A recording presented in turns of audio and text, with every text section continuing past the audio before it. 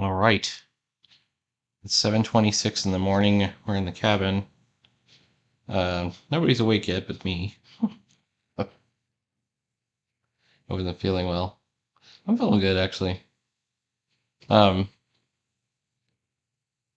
kind of got through this panel. And I got through that lettering. And I started in on this bottom panel. And this is one of those complicated set piece panels. Um, the Jub is just barreling through them, or he's just going to just charge them and barrel through them. And, you know, that's their first real encounter with the creature, as it just kind of just rolls right through them.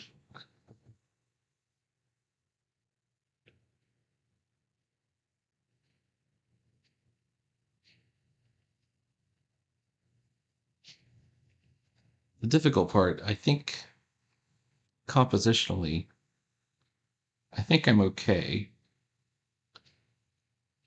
I don't know, I guess my foreground is the stamp. One thing I don't really like is, let me show you where it is. If I take the pencils out, I had to put this figure, I had nowhere else to put the back leg of the Jub, so his hand is in front of that.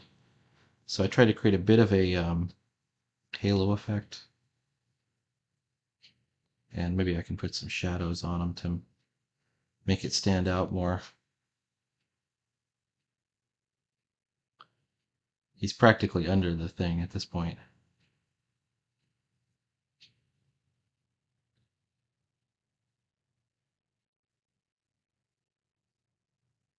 Um,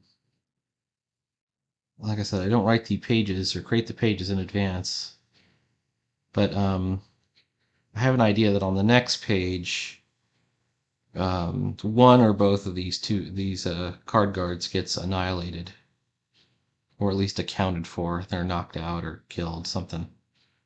And what I would like to do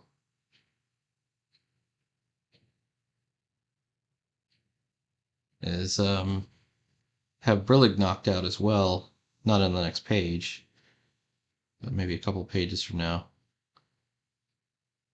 Have this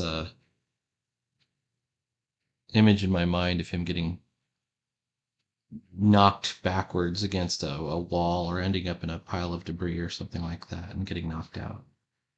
And then I can switch him back to human form so that he can talk um, and have the story go from there, because I think it'll be more interesting if I do that.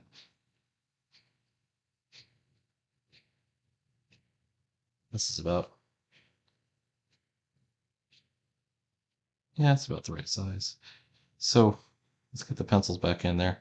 If the pencils confuse you, join the club. They confuse me too. I get fooled by what I would have actually penciled in and what I haven't penciled in. Now, you may have also heard me say I don't like to use blue pencils. They bother me. And of course, that would probably eliminate the problem. But they still bother me, so I don't use the blue lines or the blue pencils.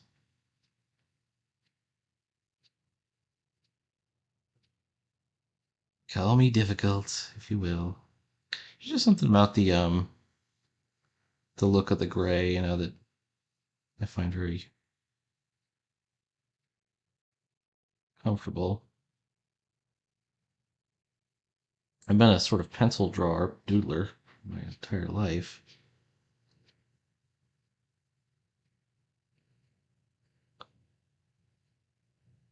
There are no surviving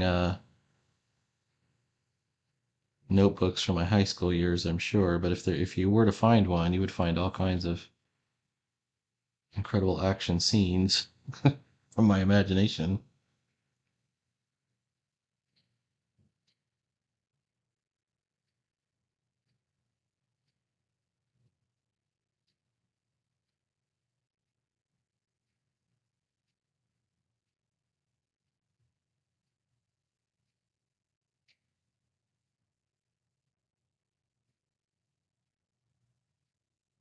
Oh, that was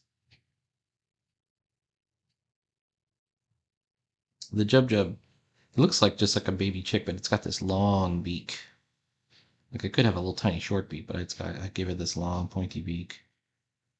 I'm going to credit Russ Nicholson from the Fiend Folio for coming up with that.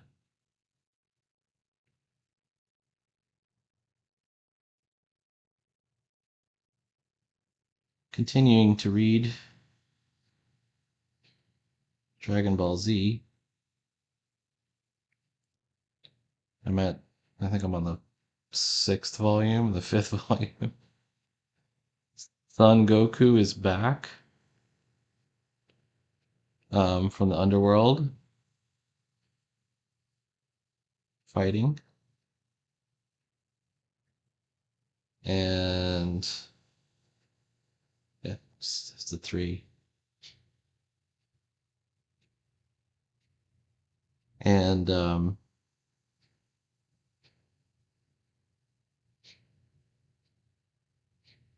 I'm really enjoying it. It's like it's very much like a really extended Superman sort of story. The other thing is, I said it was just one big battle. It's still one big battle. It's just one big battle. Now I'll do this move, Well, if I use this move, it doubles my power. And he does it. And then the other guy's like, I barely survived that. Now I'll counter with this. 3 chapters later. Okay, I'm going to do this move, but I'm going to triple my power. And then he's quadrupling it.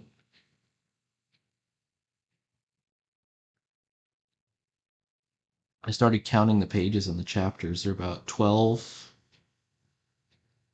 or 13 pages per chapter.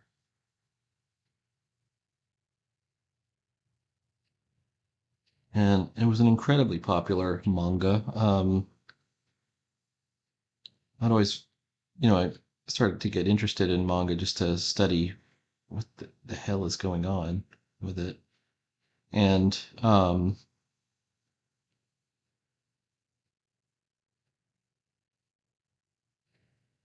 sometimes that's as simple as it needs to be. What I really enjoy in manga too is sometimes you'll have some author commentary at the beginning of the book or the beginning of the beginning of the volume, tankobon.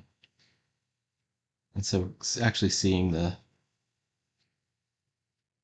you know, Toriyama kind of explain his story. And I had the same experience with One Piece.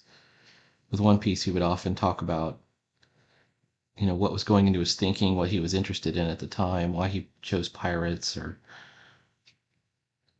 sometimes there's even some original designs. With Toriyama, it's very, you know, personal. It's like, you know, he'd say like when he was a child, if he wanted something, he would just draw it over and over until he either got it or lost interest in it. And so one of the first things he was drawing was horses. He wanted a horse. I don't know. Um, Interesting that he chose a horse. It's one of the hardest things to draw. Horse from the imagination, right? It's almost a meme at this point of how hard that is to draw. Um, I'm not saying I draw nice horses from the imagination. But I do draw horses, and the reason is it's because I drew one that looked totally awful, and then I thought, what I need to do is draw 100 horses. So I draw 100 horses in my sketchbooks, um, using reference and other things until I felt like I could really understand the structure of those legs, and um, it's this structure here. It's you get your thigh, your knee, and then you go back, and then you get this sort of extended hoof thing. But it's a little bit different on a horse. A little bit different on a horse. Also, you got to draw horses in action. You can't just draw horses standing there. It'd be very boring. So you can actually Google, I know from experience, horses in action. I think there's calendars of literally called horses in action that you can take a look at. And there's all the things you can do to the horse. You could turn the horse into I like to turn them into a Qilin, a Kirin, which is the Japanese monster that looks like It's like a cross between a horse and a. It's got antler. It's got a single antler horn. Um, it's a bit like a unicorn,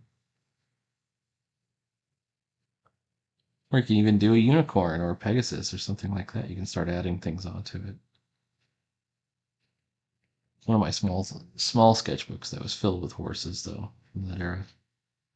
I haven't done it in a while. My original sketches for when I was doing Wraith of God had horses in them though. I had them on horseback.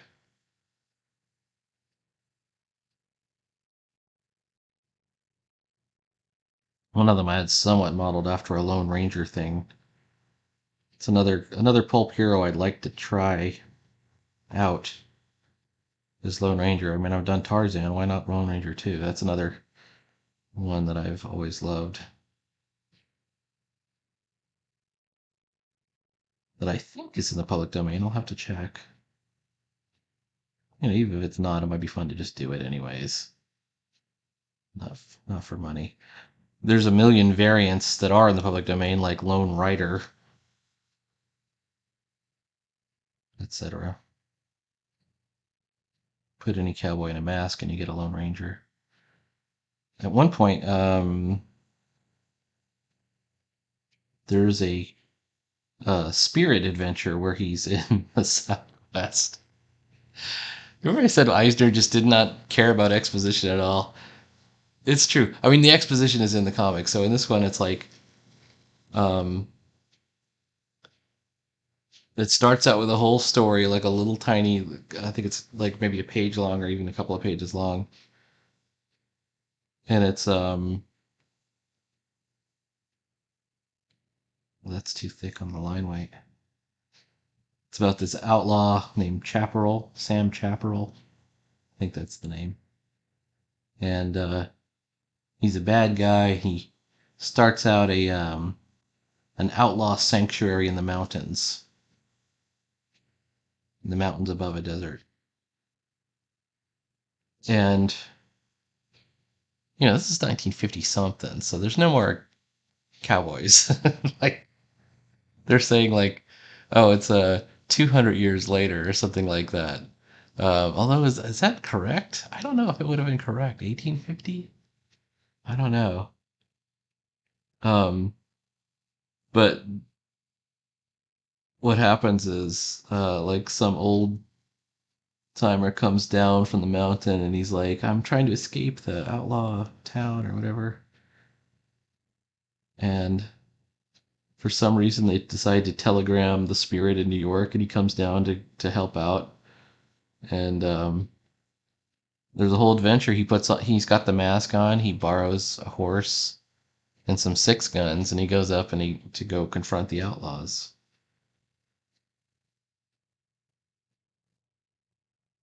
And it's pretty cool. He's wearing the cowboy hat. It's the spirit, but he's wearing a cowboy hat, basically. It's sort of like a cowboy outfit. Oh, I'm getting close to here. That might be fun. One thing I'm a little iffy about. I'm going to switch to the pencil layer here. I put wings out.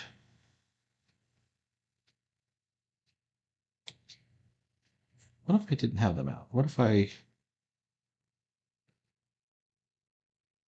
think they probably should be out?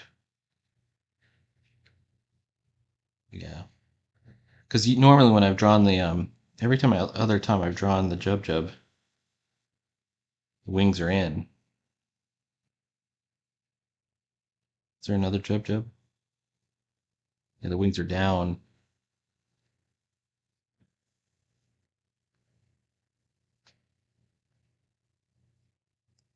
So here we have them up, but he's charging forward. I was just imagining like flapping as he's running forward.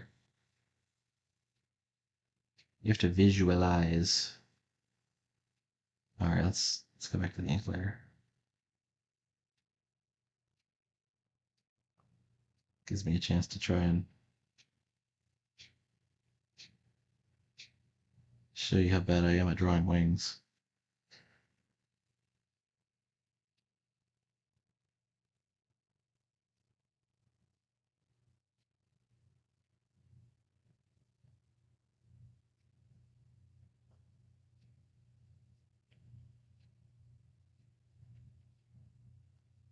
you were a drawer and you want to learn something that you should probably study how to draw wings. They come up a lot. Maybe it's just they come up a lot in my drawings. I don't know. They're not easy to draw. Wings and feathers. I've got feathers everywhere. I've got feathers on him. I've got feathers here. Feathers there. People are really enamored of the frog character for some reason, which I didn't know they would be. Frog characters. There's a whole race of them. The frog footmen.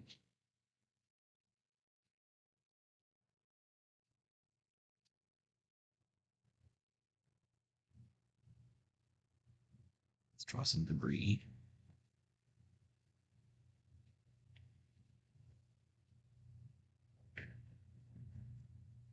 He's big, but he's not towering over them. Like it'll be possible for them to fight him if somehow they can use a reach weapon or something.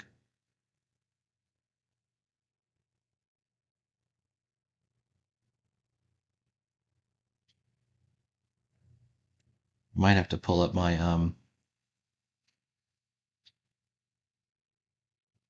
previous pictures of this creature so that I'll put him in reference, kind of put him off to the side so that I make sure that I'm getting the like there's a pattern that's in the feathers.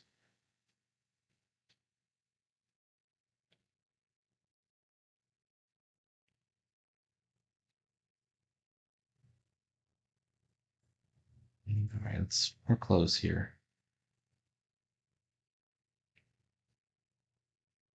It's still five. Now that we're seeing them from behind, we understand that there's flames behind the Jub Jub.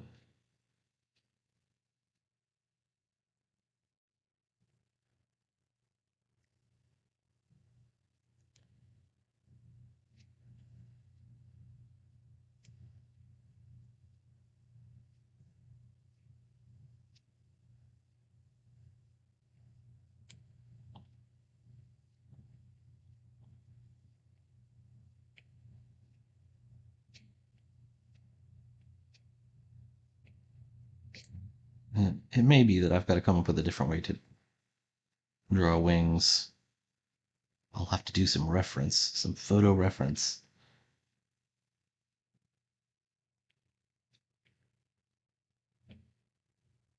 Um,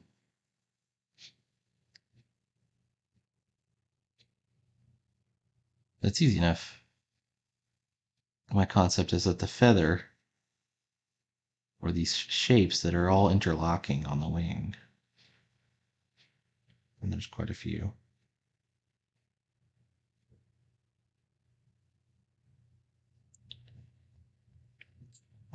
Basically have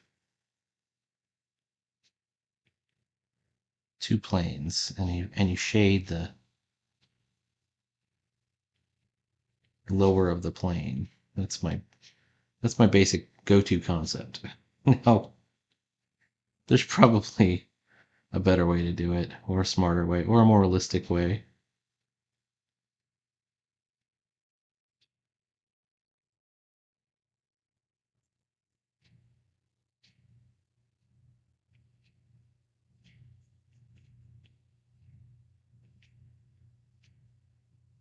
And all that's good.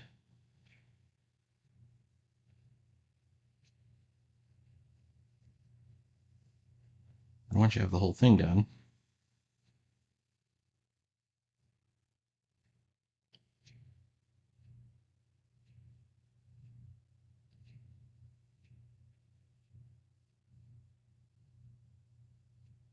you know, the effect is more impressive, I think. Whatever you do, don't just go, it's a wing. That's not a wing. It doesn't look like a good wing. It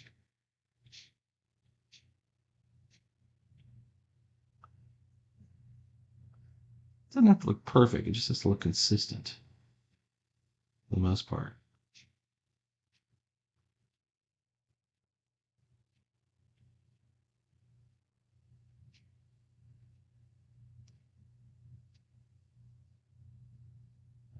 hang on, hang on. There we go.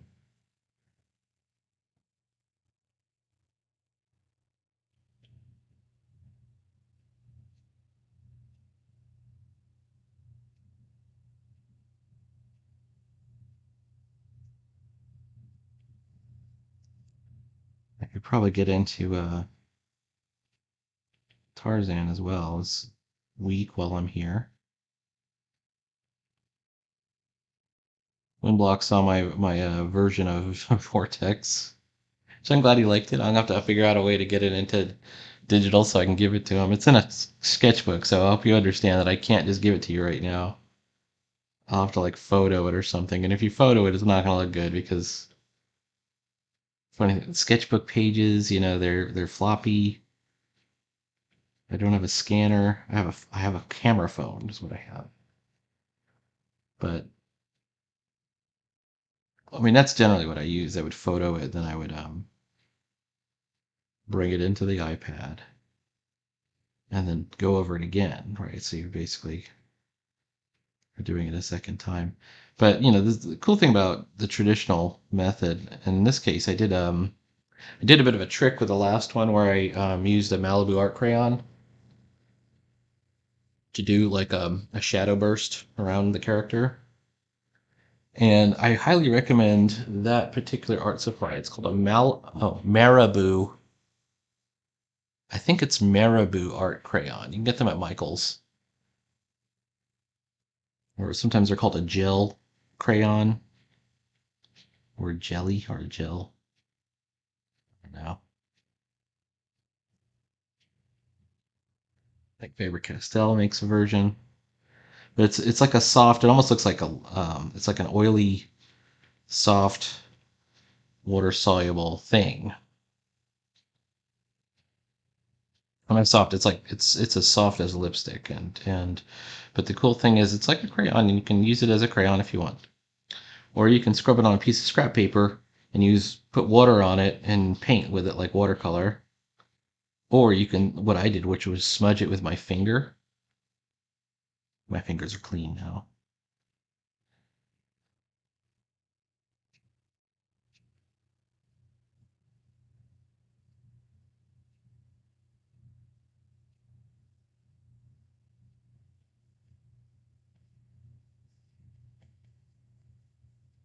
And like for a sketchbook drawing, it's ideal. It's perfect. If you want to throw in some, you know, uh, heavy black areas on a drawing where you're shading a lot, you can totally black out an area with this particular crayon. I first started using it when I was doing like some ghouls or vampires or something, and it was like you know I wanted to do a shimmering light around the character. The one way to do that is to black out everything but the character. And I had one of those that was like I'd never used it before, and I tried it out, and it was like perfect. This is exactly what I need.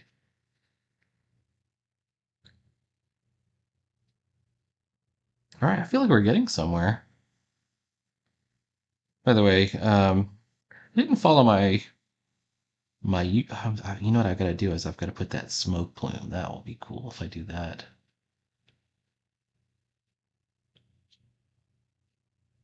Right in the background.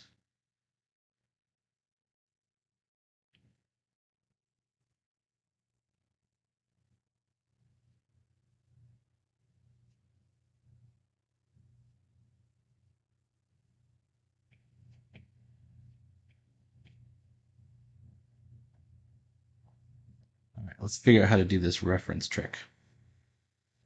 The reference trick I want to use is this one.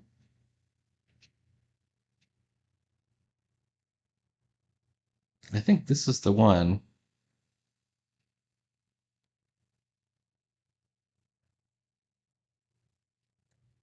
All right, so what we're going to do, we take a picture, right? So here's the picture, and we say, done. Save to photos. Then we open up this and we go to reference and we say image and we import the image from our photos. There it is. Okay.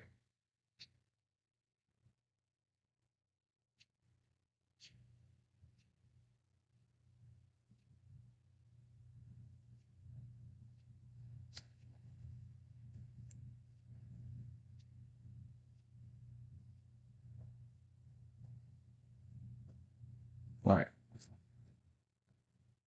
Let's take a look. Oh, you know, I didn't put his quail things on this one, but he's definitely got these quail things, so it's I might have to go back and touch that one up. How did you forget the quail things?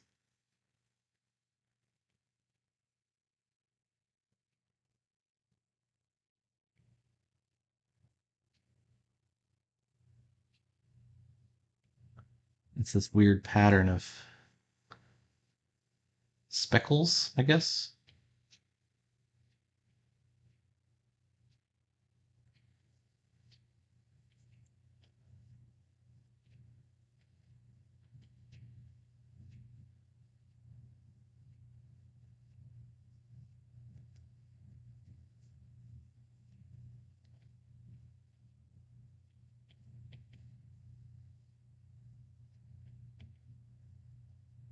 All the way down.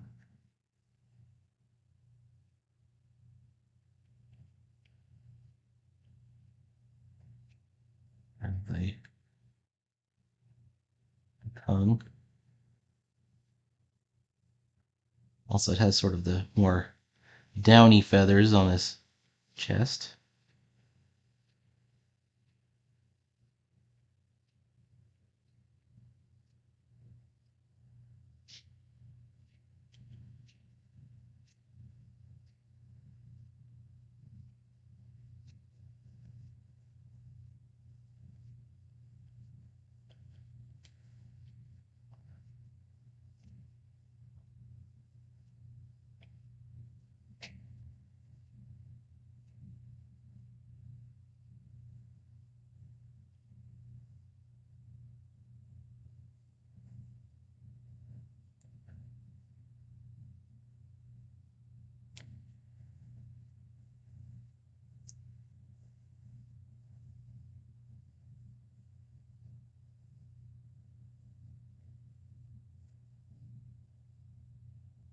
I think that's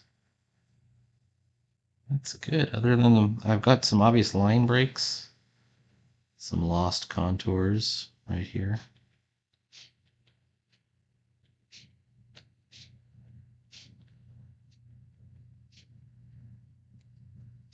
One of the dangers of working with Procreate is you can really zoom in, so you got to keep going out to this is the actual size, right about here.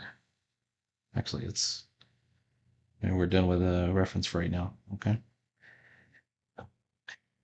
This is actual size, so you got to keep checking to make sure, did I make anything too small, too detailed? Are my line weights right? You know? Um, thinnest line weights in most cases should be the ones in the back.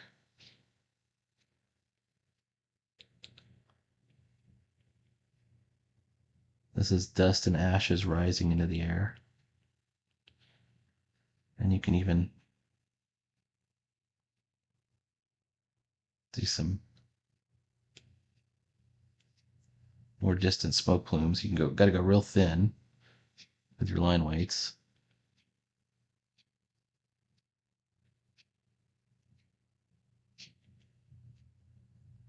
I think we're almost done with this one. That's pretty good. That's like a 2-day page. We'll be back on the 150 pages in a year. Um, I've been going too slow, I think. But the work is better, so I don't regret it. It's one of those things. Like I said, my goal is 1,000 pages. And I'm at 600 and well, last I checked, it was like 687. But I have done a bunch of pages since then that I haven't counted because they're in sketchbooks still. I haven't really worked on them. Um, they'll get counted when they're done, and it's, you see about how fast I ink.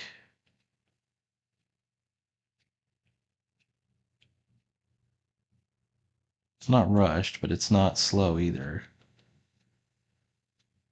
Like real G's, a real G can do multiple comic book pages per day. I'm not a real G yet. I'm working on it.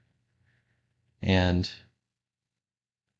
it's all about hustle. It's all about actually putting the work in.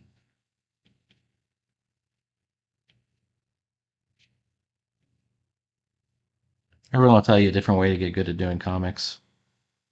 And I guess I'm no different. But my way is, I feel like, the simplest of all. The simplest and the most disappointing way of all, which is to just make comics a lot, put the work in.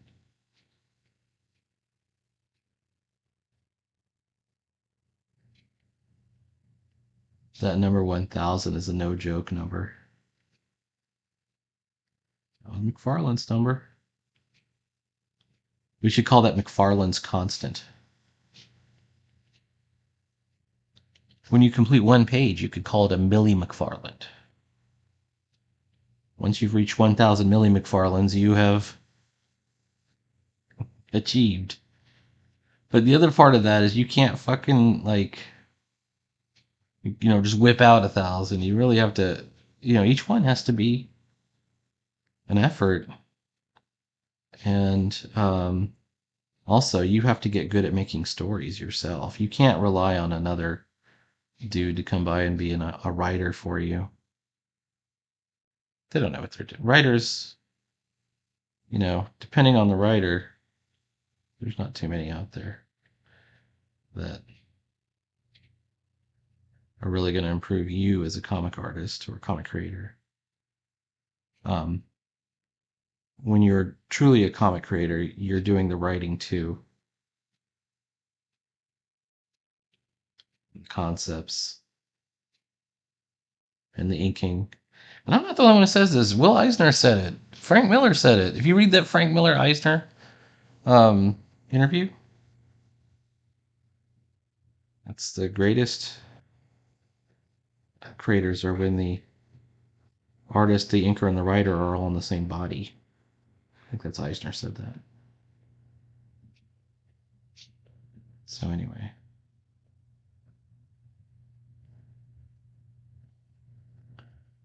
we are almost done here.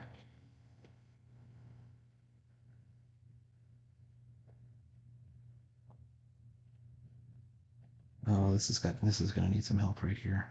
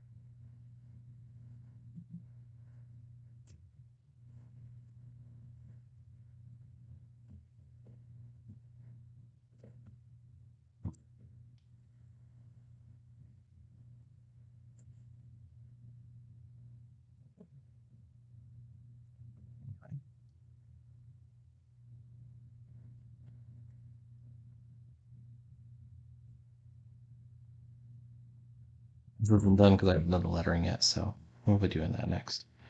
All right, please like, follow, and subscribe, and I will see you next time. Put the work in. Be a champion. Be a champion. That's what it's all about.